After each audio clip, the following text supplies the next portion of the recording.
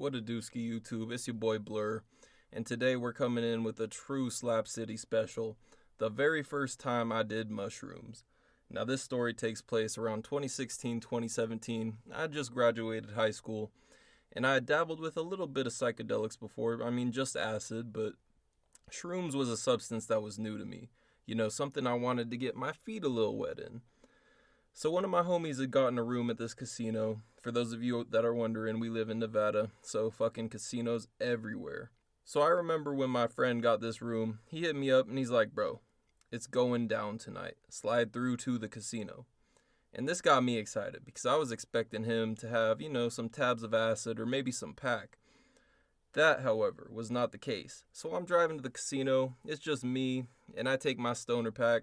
Man, I remember I would ride around with my bong literally in my car. There was this compartment under my passenger glove box that I could just stick it up in there and it wouldn't spill over while I was driving. So I get to the casino, I find the room, I dap up my homies. It's just me, and we'll call my homies Ryan and Nathan. And the first thing Ryan does is whip out a bottle of Hennessy. And I'm like, oh shit. So we on demon time tonight, huh? So we all take a shot together, and he's like, guess what we're doing tonight? And he had this evil-ass smirk on his face, bro. That kind of smirk that, something's about to go down. And so he whips out a big-ass bag of shrooms. There was a whole fucking ounce of shrooms in this bag, I want to say. A good amount for a big group of people. And we had a couple friends who were coming later. So we're chilling, vibing to some music, and two of our other friends show up. We'll call these two Tay and Brent. So Tay and Brent show up, and they just see the huge fucking bag of shrooms on the counter, and they're like, oh shit, so this is what's happening tonight. And I look at Ryan, and I'm like, did you not tell anyone about this? He's like, nah, I wanted it to be a surprise. Y'all down?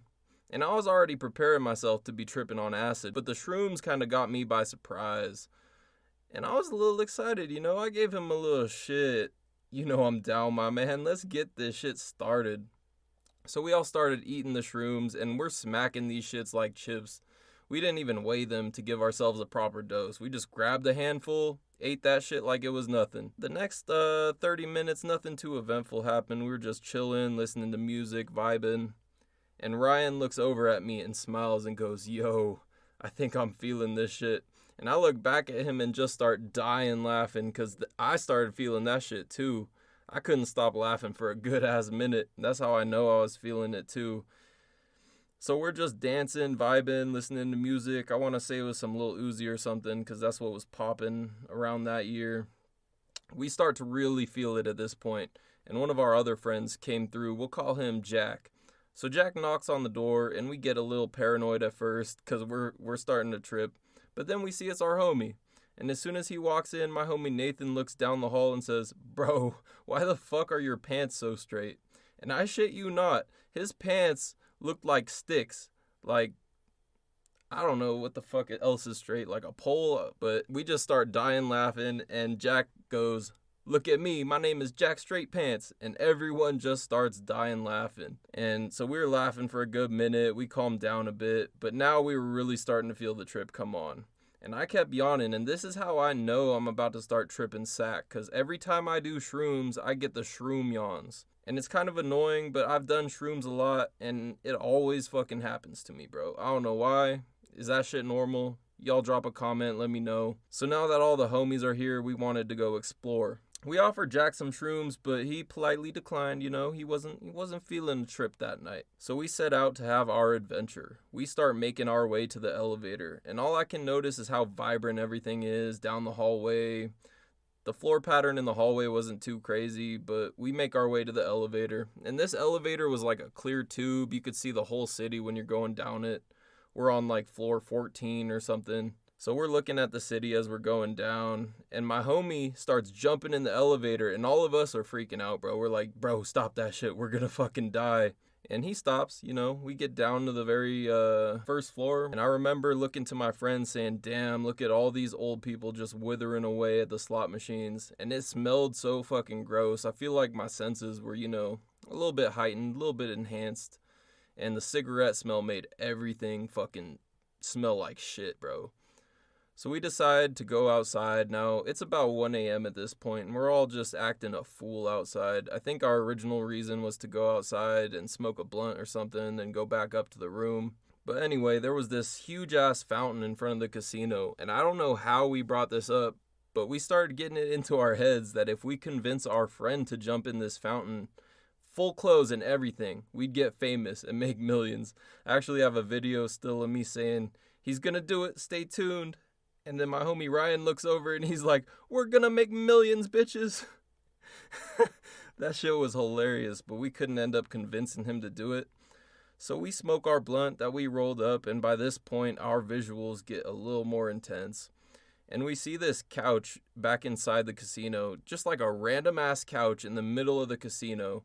There were like stairs leading up to it. Like it looked like some fucking, I don't know, like some stairs to heaven. Like there was just some couch overlooking the whole casino. That shit was weird. But we're like, this is the fucking chill spot, dude. So we go over there and we're chilling for like 30 minutes.